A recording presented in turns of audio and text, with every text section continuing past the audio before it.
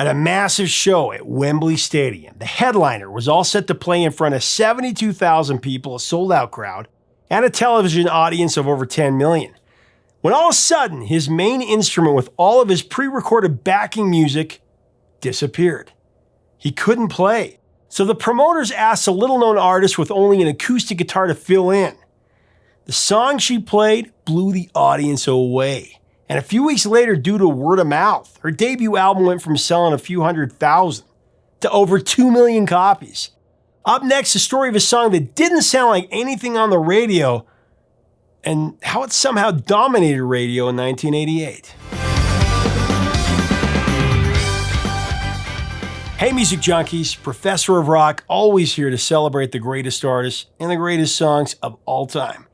You know, if you ain't no fortunate son, and you don't need no education, except the kind you get from a 3-minute record, you're gonna dig this channel. Sorry, I had to do it. Also, check us out on Patreon to find out the origin of the cassette table that you see in a lot of our interviews. Check it out below and become a VIP. So it's time for another edition of Number One in Our Hearts. This is our program where we talk about a song that was so powerful, so amazing, so enduring that it should have been a number one hit on the Billboard Hot 100. But for reasons unexplained, it came up short. Well, I guess I shouldn't say always unexplained. Here, we'll try to explain it.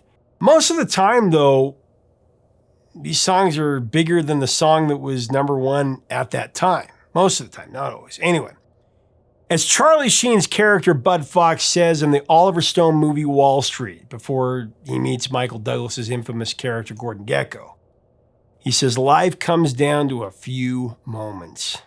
Well, life all comes down to a few moments. For Tracy Chapman, there was one of those moments that led to her getting signed as a major label recording artist, and a second moment that is the one that rocketed her to international stardom.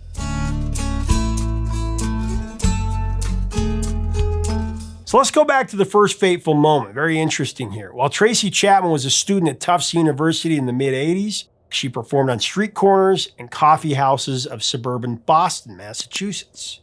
A fellow Tufts co-ed named Brian Koppelman was organizing an anti-apartheid rally when a friend told him about a great protest singer that he had seen at a coffee house. And that singer happened to be Tracy Chapman. They're talking about a revolution sounds. Koppelman went to see Tracy sing and play her acoustic guitar at a local coffee house called Cappuccino.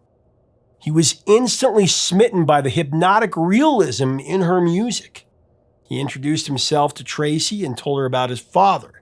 His father, Charles Koppelman, was the head of SBK Publishing. Brian then excitedly told his father about Tracy Chapman, and the elder Koppelman offered Tracy Chapman a publishing deal with SBK. Now, Tracy didn't take the publishing offer seriously at first. Brian stayed very persistent, and Tracy eventually agreed to sign with SBK. The Koppelmans then helped negotiate a deal with legendary record exec Bob Krasno at Elektra Records. And Tracy stopped playing coffee houses and street corners. And in the grand old year of 1987, she was a major label recording artist for Elektra Records.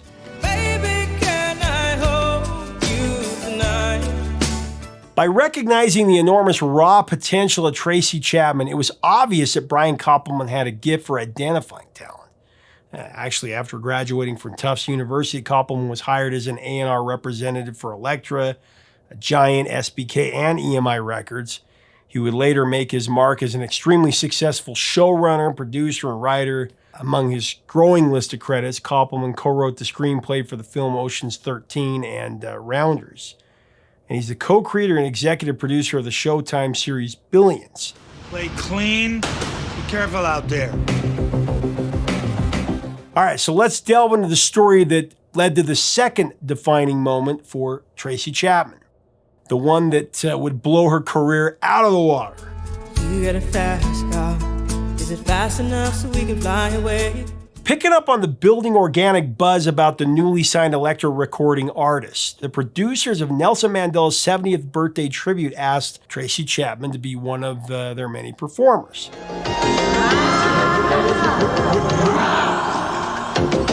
Now, this tribute concert was to be An epic concert and demonstration honoring Mandela was going to be held at London's Wembley Stadium, and it was going to be broadcast to a worldwide TV audience of hundreds of millions of viewers. Tracy Chapman, yes! So Tracy was added to the schedule of acts. It included a lot of big names. There was the Bee Gees, there was Sting, Dire Straits, George Michael, Whitney Houston, among many others. Tracy ardently performed her 3-song set that included the songs Why Wouldn't there so many of us? Are there people still alone? Behind the Wall, Loud voices behind the wall. Another sleepless. and Talking About a Revolution. Run. She thought her day was done. But brewing behind the scenes was an intensely dramatic episode that turned out to be an amazing twist of fate for Tracy Chapman and go down in the annals of pop history. Now, UB40 had just finished their set, and the great Stevie Wonder, musical genius, who was a very late addition to the schedule, was set to follow up as an oh wow unannounced performer. Nobody knew it at that time. Stevie's production was all plugged in, ready to go. Stevie was about to walk up to the ramp to the main stage to play his surprise set when it was discovered that his hard disk of his synclavier, which had all 25 minutes of his pre-recorded material synchronized for his act, the synclavier was missing. Upon hearing the news, Stevie reportedly freaked out. He said that he couldn't play. He turned around crying and left the stadium with his band and his entourage. What were the producers going to do? They had an unexpected time slot to fill with 72,000 attendees at Wembley and a massive international TV audience anxiously waiting for the next act. The producers were forced to think of something quick, so they asked Tracy Chapman if she would just sing 2 more songs. Tracy agreed, and she stepped on the stage to perform 2 more songs from her debut album. There's Behind the Lines and a spellbinding folk track titled Fast Car. You get a fast car. I got a plan to get us out of here. Now, the performance of Fast Car was a showstopper, and people could not stop talking about this song. Thank you. Now, there wasn't Twitter or Facebook or social media back then.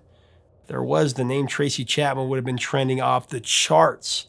The public's fascination with Fast Car and with Tracy Chapman had shifted into overdrive at that point. Before her performance at the Nelson Mandela tribute concert, Tracy's debut album had sold a respectable couple 100,000 units. But in the 2 weeks that followed that tribute, over 2 million copies were sold. Me, myself, I got nothing to prove. This breathtaking, heart-wrenching song had taken the album past the double platinum mark. Now, as we further break down the song, this life-changing song, I do want to thank our sponsor, Zenni Eyewear. Right now, you can create a unique pair of rimless prescription glasses or sunglasses with the latest lens shapes and tints, all starting at just $19.95. Less than the price of a vinyl record, like I say. Try it at Zenni.com today. See the link below.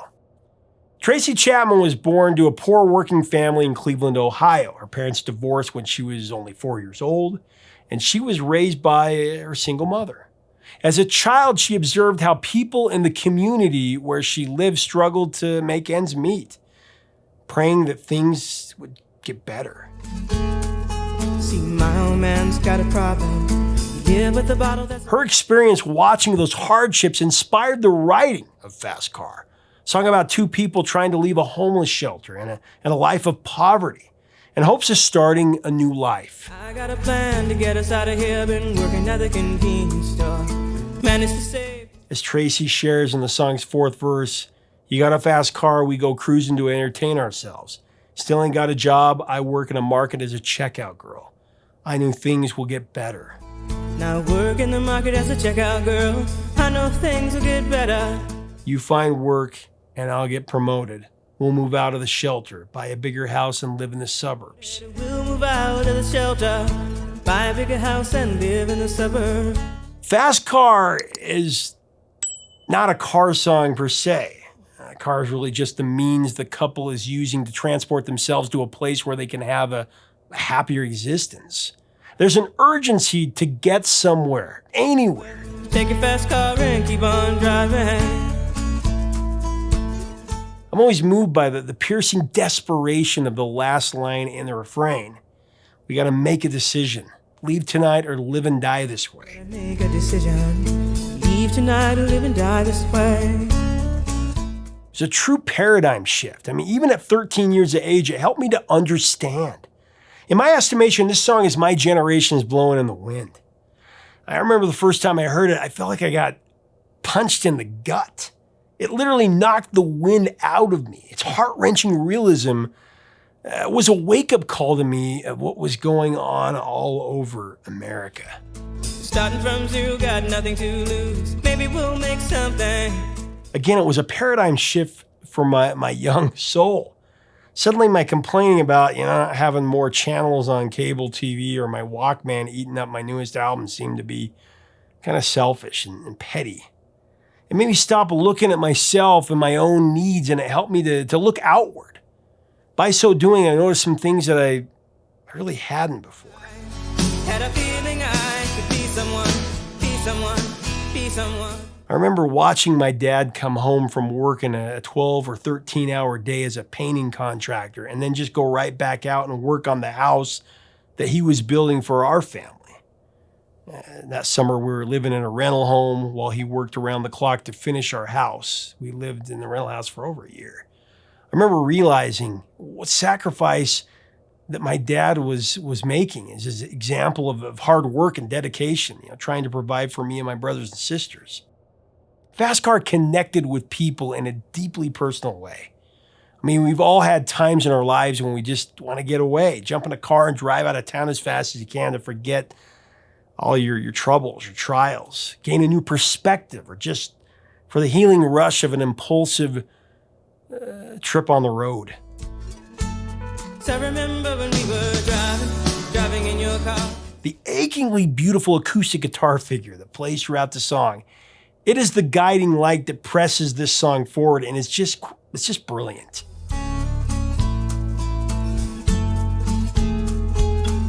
Because even though it's repeated over and over again, it never becomes stale or tiresome. It stirs the soul and it lifts the heart. And the way Tracy Chapman delivers the lyrics, it just alters your perception. Her approach is gritty, it's soul-stirring, it's somber, and yet there's still hope in her words. Her lyrics, any place is better. Starting from zero, got nothing to lose. Maybe we'll make something. Me, myself, I got nothing to prove. Maybe we'll make something. Me, myself, I got nothing to prove. At the end of it all, no matter the trial, the narrator still has her pride. While there is desperation, a stark reality on the other side of it, she doesn't lose hope. I'd always hope for better. Thought maybe together you and me find. She also puts the needs of others around her first, sharing the fact that she had to drop out of school to take care of her father, among other dilemmas. I said somebody's got to take care of him. So I quit school and that's what I did. Some fans believe that Tracy was literally telling their story in her song.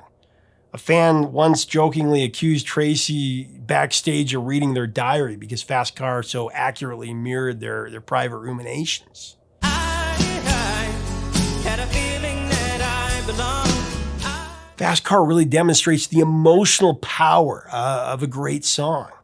The chorus of the song is where the music changes and raises us as listeners with her message of hope, where she says, "And I had a feeling that I belonged. I had a feeling I could be someone, be someone, be someone." Be someone, be someone, be someone.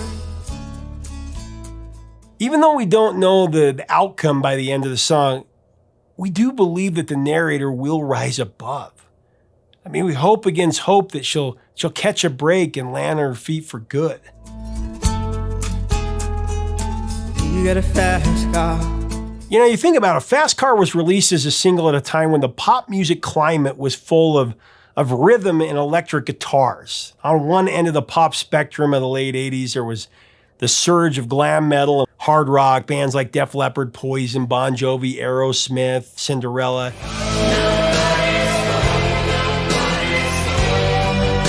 On the other side, the emergence of hip-hop and dance pop, artists like Bobby Brown and Taylor Dane.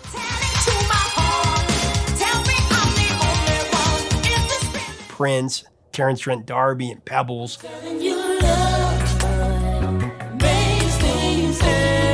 The top 40 format was very reluctant to play an acoustic folk song like Fast Car. But in the end, genres, styles, formats, they don't really matter. It's always about the song and the singer of that song. And Fast Car was too compelling to deny. It did eventually climb to number 6 on the Billboard Hot 188. It also gradually earned rock airplay, inching its way to number 19 on the mainstream rock chart.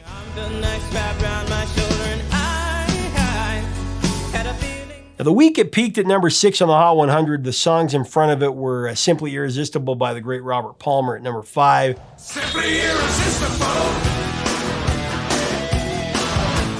Sweet Child of Mine by Guns N' Roses, number 4.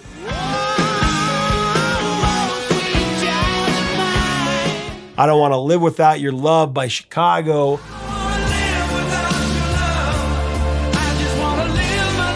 I Don't Want to Go On With You Like That by Sir Elton John at number 2. And Monkey by George Michael at number 1.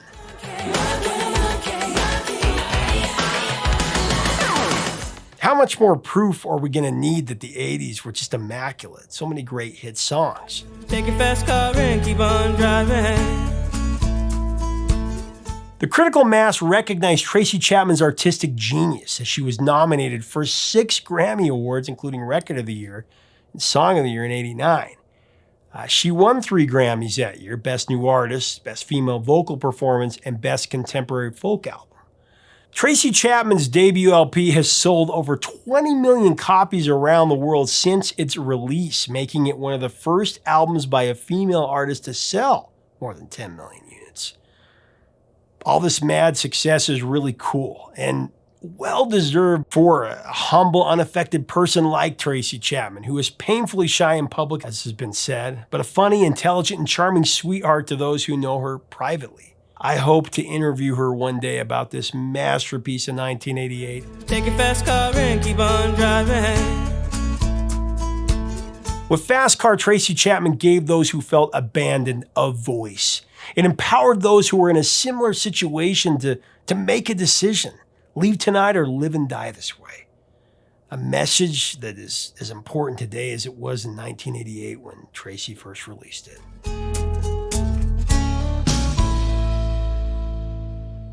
Make sure to leave us a comment about Tracy Chapman and this incredible song. What are your thoughts and memories? What do you make of it? I mean, it seems like it's written for today. We're going through so many people losing their jobs and inflation, and people are having tough times right now. If you like this content, you want more videos like this, more interviews, make sure to subscribe below. We'd love to have you as part of our community. Until next time, 3 chords and the truth, my friends.